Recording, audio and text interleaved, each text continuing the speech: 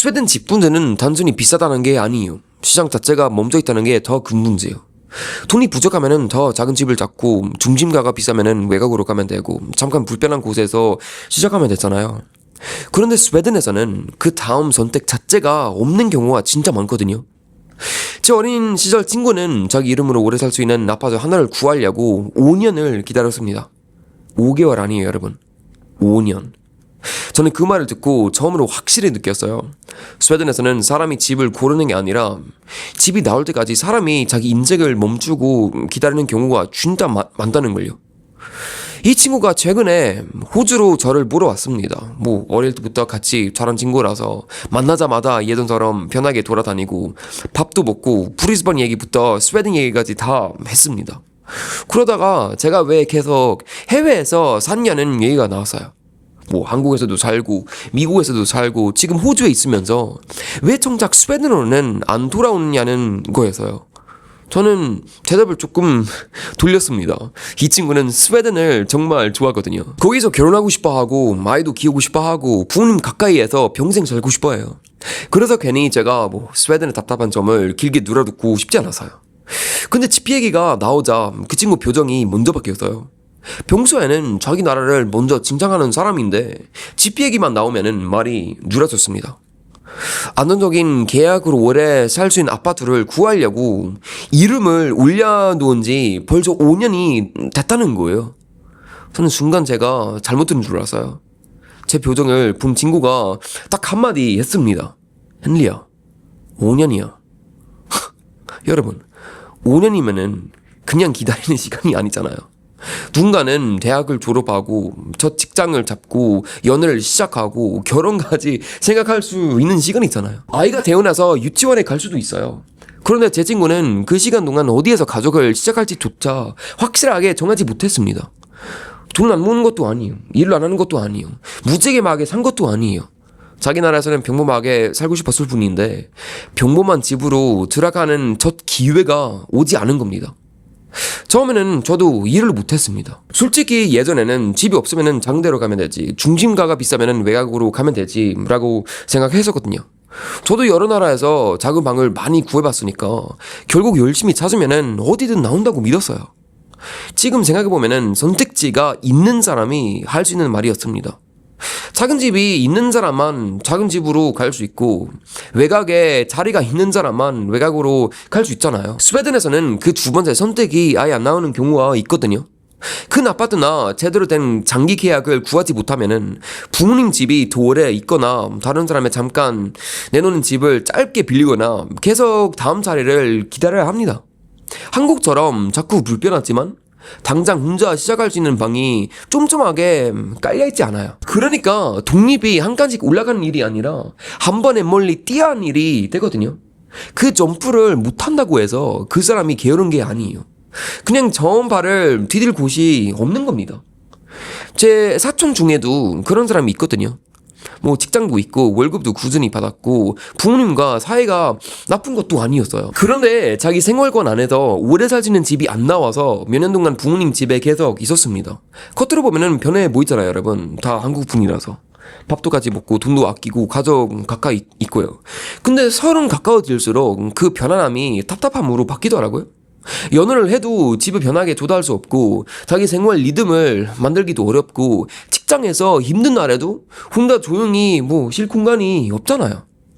돈은 버는데 삶은 부모님 집 안에 묶여있는 겁니다. 제가 그 집에 갔을 때도 이상했어요. 솔직히 말해서 책상과 침대는 어릴 때 쓰던 그대로인데 옷장 안에는 출근할 때 입는 셔츠가 갈려있었어요. 성인으로 돈을 벌고 있는데 생활 공간은 아직 학생 때 방에 멈춰 있다는 거예요. 밤 늦게 들어오면은 부모님이 깰까봐 걱정돼서 조용히 문을 닫고 아침에는 가족 일정에 맞춰서 욕실 순서를 기다렸어요. 독립한 능력이 없어서가 아니라 여러분, 독립할 집이 나오지 않아서요. 그 다음에는 독립만 미뤄지는 게 아니에요. 사람이 잡을 수 있는 기회까지 줄어듭니다.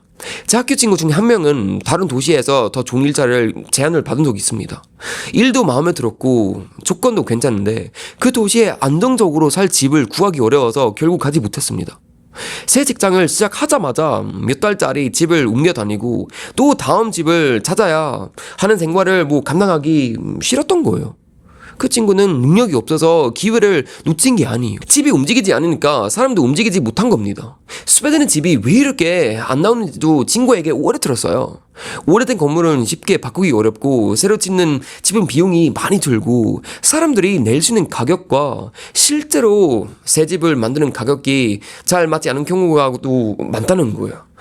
사람은 계속 독립하고 헤어지고 결혼하고 일 때문에 도시를 옮기는데 집은 그 속도를 따라가지 못합니다. 누군가 새로 들어오려면 누군가 먼저 나가야 하고 누가 나갈지도 모르니까 다들 자기 차례만 기다려요.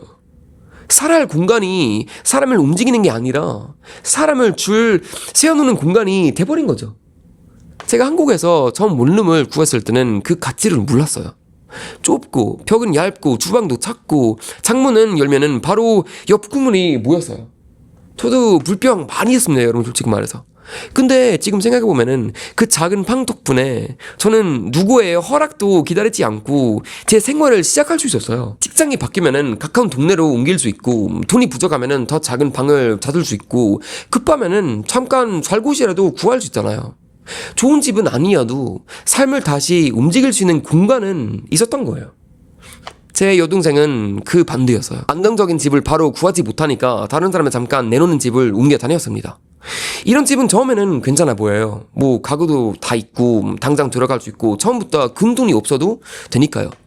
근데 사는 사람은 들어가는 날부터 나갈 날짜까지 계산해야 돼요. 계속 6개월 뒤에 나갈 수도 있고 1년 뒤에 다시 짐을 싸야 할 수도 있어요.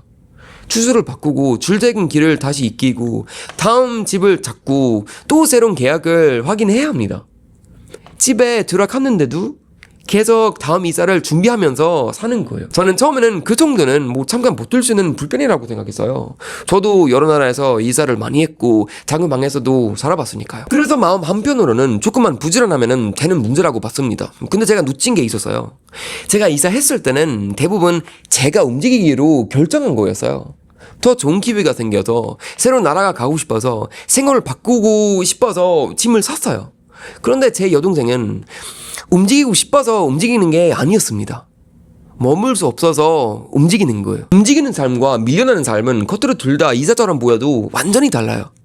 그리고 마지막에는 가족 계획까지 멈춥니다. 호주에 온 제 친구는 스웨덴에서 아이를 키우고 싶어 했어요. 부모님 가까이 살고 싶고 자기 자란 곳과 비슷한 환경에서 아이를 키우고 싶다고 늘 말했어요. 직장도 있고 오랫동안 만난 사람도 있고 스웨덴을 떠날 생각 1도 없어서요. 겉으로 보면은 준비가 다 된 사람이죠. 그런데 살 집이 확실하지 않으니까 결혼 뒤에 생활을 구체적으로 구릴 수가 없었습니다.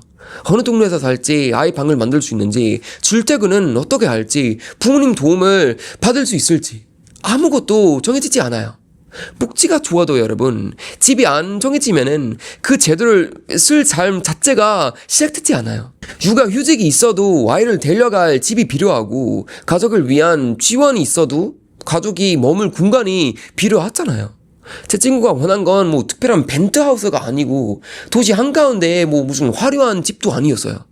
내년에도 여기 살 수 있다고 믿을 수 있는 평범한 아파트 하나였습니다. 자기 나라를 누가 보다 좋아하는 사람이 자기 나라 안에서 그 자리 하나를 5년 동안 기다린 거예요.